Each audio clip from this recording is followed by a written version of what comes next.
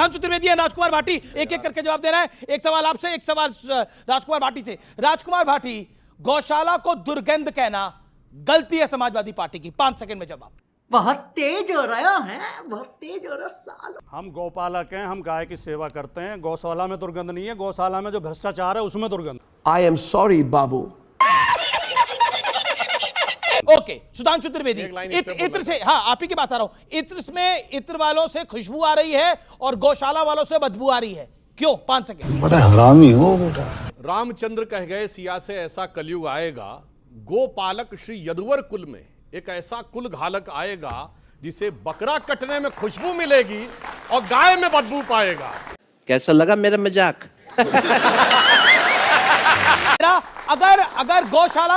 अगर गौशाला से दुर्गंध आ रही है तो कभी मीट की दुकान से दुर्गंध आई है आपको या आपकी पार्टी को? 5 सेकंड में जवाब। कभी बोला आप लोगों ने? क्या सोच है रे तेरी, मानना पड़ेगा। मैं शुद्ध शाकाहारी हूं, मैंने जीवन में कभी मांस मैं आपकी पार्टी की बात कर रहा हूं। मेरी बात सुन लीजिए, सवाल मुझसे पूछ जी। मैंने कभी जीवन में मांस नहीं खाया, लेकिन कोई मांस खाया तो मुझे उससे नफरत भी नहीं है। ठीक है। रही बात ये, गौशाला में मैंने पहले भी कहा, फिर दोहरा रहा हूं, 5 सेकंड। गौशाला में दुर्गंध नहीं है, उसके भ्रष्टाचार में दुर्गंध। ओके, राजकुमार भाटी, सड़क पर नो नमाज क्या जायज है? ये फरमान, सड़क पर नो नमाज क्या जायज है? ये फरमान बताता हूं, पहले ये देखो। नहीं, सड़क पर कोई भी धार्मिक गतिविधि नहीं होनी चाहिए, लेकिन अगर मस्जिद के आगे, मस्जिद में ज्यादा नमाजी आ जाते हैं और 10-20 लोग बाहर तक आ जाते हैं तो कोई इतना बड़ा गुनाह नहीं है। ओके, बड़ा महत्वपूर्ण सवाल है सुधांशु त्रिवेदी, सोच समझ के जवाब दीजिएगा।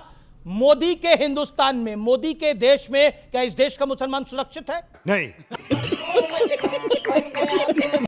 यदि ये नहीं होता तो ये मांग नहीं करते कि सीए में पाकिस्तान और बांग्लादेश के मुसलमानों को क्यों नहीं मान्यता दे रहे हो। इसका मतलब ये खुद कह रहे हैं कि परचमे हिलाल के झंडे तले दामने रहमत की सरजमी में मुसलमान महफूज नहीं है, मोदी के हिंदुस्तान में महफूज है। कितने तेजस्वी लोग हैं हमारे पास, कितने शानदार विचार रखते हैं जी, और कुछ लोग मनोरंजन भी करवाते हैं।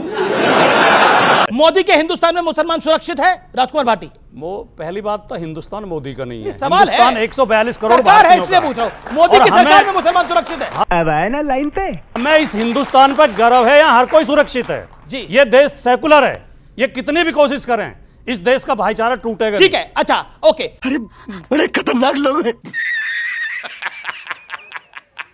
औरंगजेब से जो कहानी शुरू हुई वो राणा सांगा तक गई, एजेंडा क्या लगता है? एक लाइन में एजेंडा क्या लगता है सुधांशु त्रिवेदी? एजेंडा केवल यह है कि 20% अपना है, 80 में टुकड़े करना है। कोई सेंस है इस बात की? ओके, आपसे आखिरी सवाल है और संभल के जवाब दीजिएगा इसका। क्या आपको लगता है औरंगजेब से राणा सांगा तक आपसे गलती हो गई और कहना चाहिए राणा जी माफ करना, गलती मारे से हो गई? गजब आदमी है यार, कौन कहां चला है? देखिए, मैं आपके सवाल का ईमानदार और गंभीर जवाब दे रहा हूं। बिल्कुल दीजिए। चाहे गलतियां हुई हों किसी से भी, लेकिन जब ये औरंगजेब उठाएंगे तो जसवंत सिंह और जयसिंह भी उठेंगे साथ में। बिल्कुल, हर दौर में, हर दौर में बाबर को जयसिंह और उठाएंगे तो जयचंद राणा रहे सांगा का हैं, नाम भी आएगा। हर दौर में जयसिंह और जयचंद रहे हैं। तो चलिए शुरू करते हैं। एक चेहरे पर कई चेहरे लगा लेते हैं लोग। लेकिन एक सेकंड, सुधांशु त्रिवेदी, बीते कुछ हफ्तों से इतना हिंदू मुसलमान क्यों हो रहा है? 50 सेकंड आपके। ये क्या बात करता है यार? बिल्कुल, आपने बहुत वाजिब सवाल किया है। सबसे पहले शुरुआत कहां से हुई? समाजवादी पार्टी के नेता अबू आजमी ने औरंगजेब के बारे में बोल दिया। झूठ बोलो। अचानक क्या जरूरत थी भाई एआई के जमाने में औरंगजेब के बारे में बोलने की? फिर किसने बोला? राशिद अलवी, कांग्रेस के नेता। बार बार झूठ बोलो। फिर किसने बोला? इमरान मसूद, वो टुकड़ा टुकड़ा फेम वाले, मोदी जी के टुकड़े टुकड़े कर देंगे वाले, कांग्रेस के नेता। जो भी बोल सकते हैं सब झूठ बोलो। फिर उसके बाद कांग्रेस के सांसद इमरान प्रतापगढ़ी, जो औरंगजेब की कब्र पे जाके मरसिया पढ़ के आए। अरे भाई, ये कौन ला रहा है ये मुद्दे? कौन ला रहा है मुद्दे? जहां भी बोल सकते हैं झूठ बोलो। और उसके बाद रही सही कसर रामजी लाल सुमन जी ने क्या बोला है। मैं सारे दर्शकों से कहूंगा जाके चेक करिए, वो कह रहे मैं अपना बयान वापस नहीं लूंगा। पूरा बयान क्या है सुनिए। पूरा बयान ये था, किसी भी विषय पर बोलो तो सिर्फ और सिर्फ झूठ बोलो। मुसलमान बाबर की औलाद हैं, तुम राणा सांगा की औलाद हो। ठीक है, अब मैं पूछना चाहता हूं, मुसलमान क्या बाबर की औलाद हैं? एक ही काम, झूठ बोलो झूठ बोलो झूठ बोलो। हम तो नहीं मानते। ये समाजवादी पार्टी कह रही है कि मुसलमान बाबर की औलाद है, अगर वो वापस नहीं ले रहे हैं। और मैं पूछना चाहता हूं उसमें तुम किसके लिए है? ये तुम किसके लिए है? बार बार बोलो, बार बार बोलो, बार बार बोलो।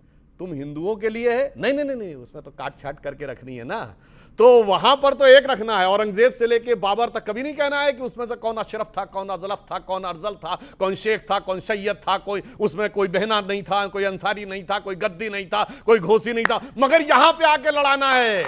हर जगह पे बोलो और जोर जोर से बोलो। आइए देखते हैं, मजा आएगा। विवेक जी, देखिए हिंदुओं में तो आप जाति में बांट देते हैं, दलित हो जाता है, महादलित हो जाता है, दलित में भी 2 हो जाते हैं, फिर उसके बाद ब्राह्मण, बनिया और ना जाने क्या क्या, ओबीसी सब करते हैं। मुसलमानों में तो नहीं गिना जाता ऐसा, गिनते हैं क्या? अभी बताता है भाई, अभी बताता है। अभी तूने में उंगली किया ना, अभी बताता है।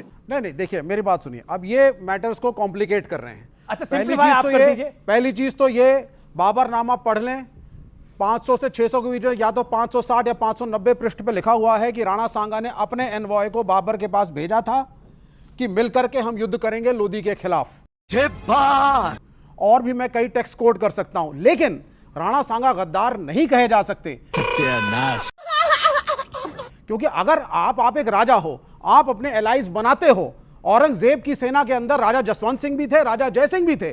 शिवाजी की सेना के अंदर मुस्लिम सिपाही और सेनापति थे। शाबाश। तो ये कभी भी इस्लाम वर्सेस हिंदुइज्म की लड़ाई थी ही नहीं, राजाओं की लड़ाई थी। राजा आपस में लड़ते थे। और यहां तक कि जब औरंगजेब दारा शिकोह से लड़ने आया, दारा शिकोह के समर्थन में राजपूत सेना थी, औरंगजेब के समर्थन में मराठा लैंडलॉर्ड्स थे, वॉरलॉर्ड्स थे। आपकी औकात बता रहा हूं सर, बुरा नहीं मानना सर।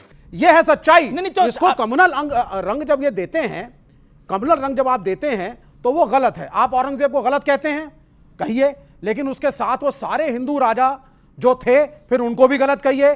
30% से ज्यादा जो नोबेल्स हिंदू थे उनको भी गलत कहिए। जली ना, तेरी भी जली ना।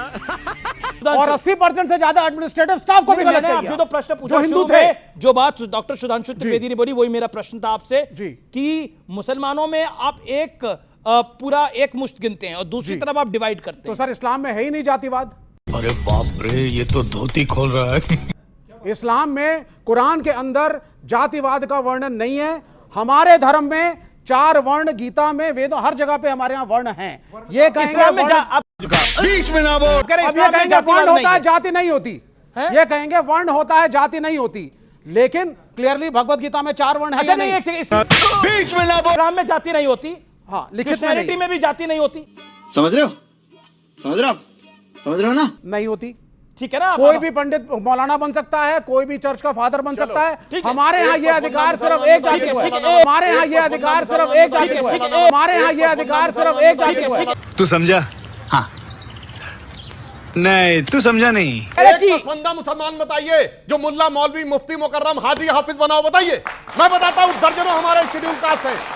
हमारी साध्वी निरंजन ज्योति शेड्यूल कास्ट भी हैं, महामंडलेश्वर भी हैं हमारे। कम से कम, और आपको याद हो वो शनि वाले महाराज जी, वो भी शेड्यूल कास्ट थे और धार्मिक गुरु भी थे। फेंको अपनी पूरी शक्ति के साथ फेंको। मगर जब आरक्षण लेना होता है तो बंगाल की सरकार ने 91 जातियों को ओबीसी में जोड़ा, उसमें 73 मुस्लिम। अब जाति आ जाती है, उसमें 73 मुस्लिम। और जब ओबीसी कमीशन ने यह जवाब पूछा कि इतने सारे मुस्लिम कैसे हो गए, चल झूठा, तो जानते हैं उन्होंने क्या जवाब दिया? नहीं, ये वो जातियां हैं जो कन्वर्ट होने से पहले भी वही थी, इसलिए वो वही, यानी कन्वर्ट होने के बाद भी जात वही रहेगी। तब पूछा गया कि इतना बड़ा कन्वर्जन कैसे हो गया, इस पे उन्होंने मौन धारण कर लिया बंगाल वाले। हैं? ये क्या हो गया? ये क्या सुन रहा हूं मैं? क्या बीजेपी ये कहना चाहती है कि जातिवाद देश की समस्या नहीं रही? क्या ये कहना चाहते हैं देश में अनटचेबिलिटी कभी थी ही नहीं? तो राणा सांगा को गाली देने से, उनको गद्दार कहने से जातिवाद खत्म हो रहा है? औरंगजेब की शान में कसीदे पढ़ने से क्या जातिवाद खत्म हो रहा है? गौशाला को बदबूदार कहने से क्या जातिवाद खत्म हो रहा है? बताइए। झूठ पे झूठ, झूठ पे झूठ, तेरी मां की।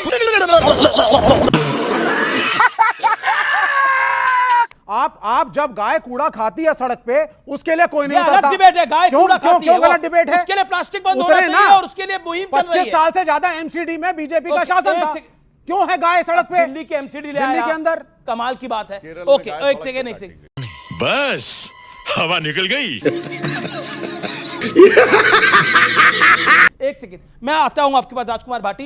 राजकुमार भाटी, आपका इस चर्चा में स्टेक बहुत हाई है और मैं इसलिए जिम्मेदारी से इस बात को बोल रहा हूं। औरंगजेब पर बयान जो अबू आसिम आजमी साहब ने दिया वो आपके सामने है। Ramji Lal Suman, Rajya Sabha member of parliament, Samajwadi party. Akhilesh ji आपकी पार्टी के सर्वोच्च नेता। हमारे मतलब आपको मत सिखा। क्या आपको लगता नहीं है कि आप लोगों ने इंस्टिगेट किया, आपने उकसाया? अब कांग्रेस का एक बड़ा नेता मध्य प्रदेश का साधु संतों को, महामंडलेश्वरों को सांड तक कह रहा है। बोले बोले डोंट बी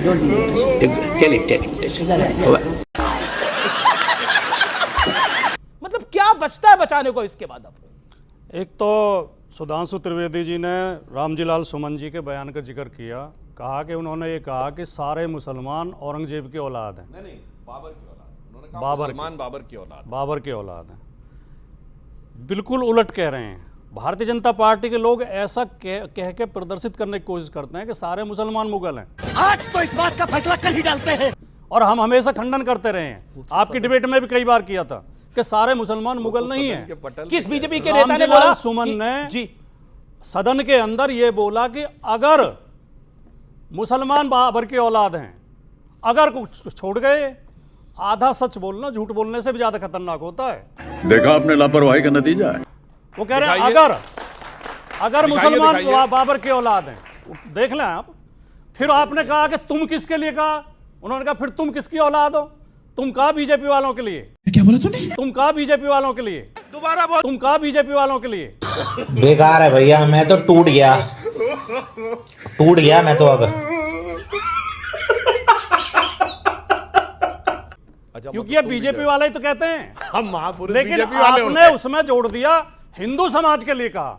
हिंदू शब्द उन्होंने प्रयोग ही नहीं किया। हाँ, हिंदू पूरे शब्द उनकी नहीं बोला था स्पीच क्योंकि में उनको हिंदू नहीं कहीं यूज करना, हिंदू वो बात शब्द सही नहीं है। कोई कितना गवार हो सकता है? जाहिलियत की भी हद होती है। लेकिन अमीश जी, जो आप सवाल उठा रहे हैं, कोई आदमी किसी राजा के बारे में गलत बोल दे, हो सकता है इतिहास कम पढ़ा हो सकता है ज्ञान कम हो, लेकिन हमारा कोई आदमी आपको धार्मिक विद्वेष फैलाता हुआ नहीं मिलेगा, हिंदू मुसलमान के बीच नफरत फैलाता हुआ नहीं मिलेगा। इनके लोग क्या करते हैं, मैं इनके दो सर्वोच्च नेताओं के बयान आपको बताता हूं। अभी मजा आएगा ना भिड़ो, जो इस समय सोशल मीडिया पे चल रहे हैं, कोई देखेगा उस पर यूट्यूब वगैरह मिल जाएंगे। मोदी जी कह रहे हैं मेरा घर मुसलमानों के बीच में था, ईद पर हमारे घर मुसलमानों के घरों से खाना आता था, हमारे घर में खाना नहीं बनता था ईद के दिन। ये भगवान क्या जुल्म है। यही नहीं, अभी और सुनिए। योगी जी कह रहे हैं 100 मुसलमानों के बीच में भी अगर 50 हिंदू रहते हो तो वो सुरक्षित नहीं है। अब मुझे सुधांशु भाई ये बता दें, मोदी जी का बयान सही है कि मुसलमानों के घर से उनके घर ईद पे खाना आता था, उनका चूल्हा ही नहीं जलता था? गजब बेइज्जती है।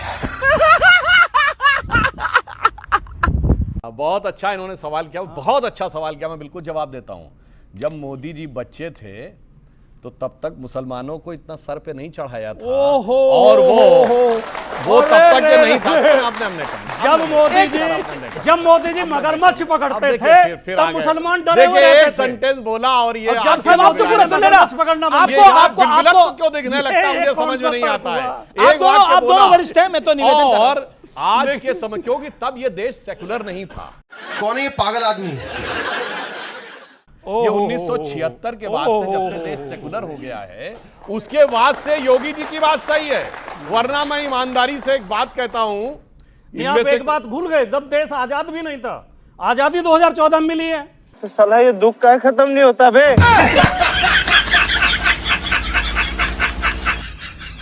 तब हिमालय पे बर्फ भी नहीं पड़ती थी, हिंद महासागर में पानी भी नहीं था, और हवा तो चलती ही नहीं थी। अरे बस कर, रुलाएगा क्या? धूप भी नहीं निकलती थी। मोदी जी सूरज आजादी लेके आए, 2014 मोदी जी चांद लेके आए, मोदी जी ने हिमालय बनाया, मोदी जी ने समुद्र बनाए। अब जो कुछ हुआ 14 के बाद हुआ। तुम्हें शर्म है? कुछ शर्म आया है? नहीं। Okay okay okay Sudhanshu Trivedi कुछ नहीं था उससे पहले। देखिए नहीं, ये तो देश ही सन 47 में बना था, इससे पहले देश थोड़ी था। ये तो वो है ना भैया, ठाकुर इस तो कह रही है 14 में आजाद हुआ। फिर भी एक तो सेकंड, बोलने नहीं लगे, सर, अब नहीं आप सुधांशु जी, आपकी एक बड़ी फेमस प्रेस कॉन्फ्रेंस है जिसमें आपने बोला मैं बोल रहा हूं। 2014 से पहले भारत जो था वो वही आंशिक बता तौर रहा पर हूं मुस्लिम भैया। राष्ट्र था। 2014 से पहले भारत आजाद हुआ, ये नहीं सच है कि 2014 में। आजादी की अनुभूति 2014 में। छलना चूतिए। तो साथियों फाइनली अपनी इस वीडियो का हो चुका है द एंड। उम्मीद है कि आपको हमारी ये वीडियो अच्छी लगी होगी। अगर वीडियो अच्छी लगी हो तो वीडियो को लाइक करके, हमारे चैनल को सब्सक्राइब करके, बगल में बने घंटी वाले आइकन को दबाकर ऑल को सिलेक्ट कर लें, ताकि आगे आने वाली ढेरों रोमांचक व मजेदार वीडियोज की नोटिफिकेशंस आपको बिना किसी अड़चन के प्राप्त होती रहे। तो वीडियो को क्लोज करने से पहले साथियों आप लोगों से गुजारिश है कि यदि आप लोग हमारे चैनल पर नए हैं तो चैनल को सब्सक्राइब कर लेना, और हाँ वीडियो को लाइक करना तो बिल्कुल भी मत भूलना, क्योंकि आप लोग वीडियो तो देख लेते हैं पर वीडियो को लाइक और चैनल को सब्सक्राइब करना भूल जाते हैं। तो जल्दी से जल्दी लाइक और सब्सक्राइब भी ठोक दो यारो, क्या जाता है आपका, इसमें पैसे थोड़ी ना पड़ते हैं। तो साथियों अभी के लिए इतना ही, मिलूंगा नेक्स्ट वीडियो में, तब तक के खातिर स्वस्थ रहो, मस्त रहो और जहां भी रहो सबसे आगे और फर्स्ट रहो। टिंग टोंग।